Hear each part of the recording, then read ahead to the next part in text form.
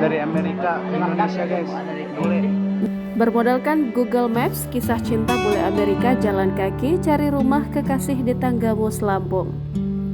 Perjuangan cinta bule tersebut pun begitu menyentuh layaknya film romantis.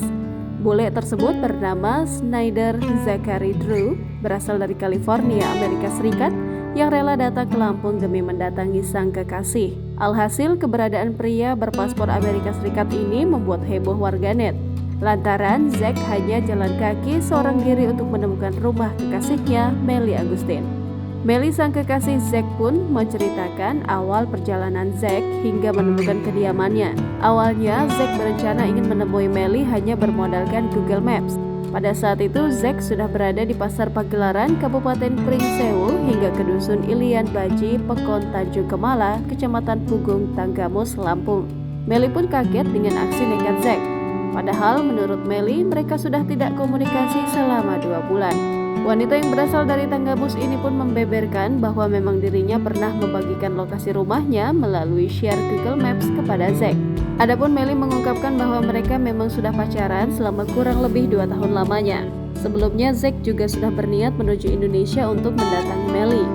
Namun Melly yang saat itu masih bekerja di Jakarta merasa belum siap ditemui kekasih bulenya. Selang beberapa waktu kemudian, Zack memaksakan diri untuk datang menghampiri kekasihnya ke Indonesia. Tanpa memberi kabar, Zack pun nekat datang seorang diri ke kampung halaman Melly.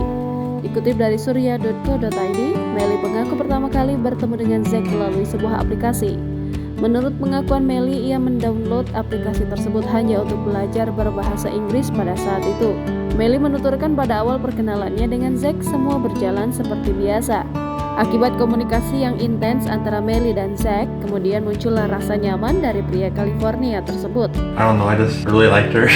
Selain itu, Melly mengaku berkomunikasi dengan kekasihnya tersebut menggunakan bantuan Google Translate, dikarenakan Melly masih belum terlalu fasih berbicara bahasa Inggris. Kini, Zack yang telah berada di rumah kekasihnya tersebut terlihat nyaman dan keluarga Melly pun sempat menceritakan bahwa Zack cocok dengan makanan Indonesia. Adapun soal kelanjutan hubungan keduanya, Melly berharap bisa melangkah ke jenjang yang lebih serius bersama Zack. Kalau emang waktunya menikah ya menikah.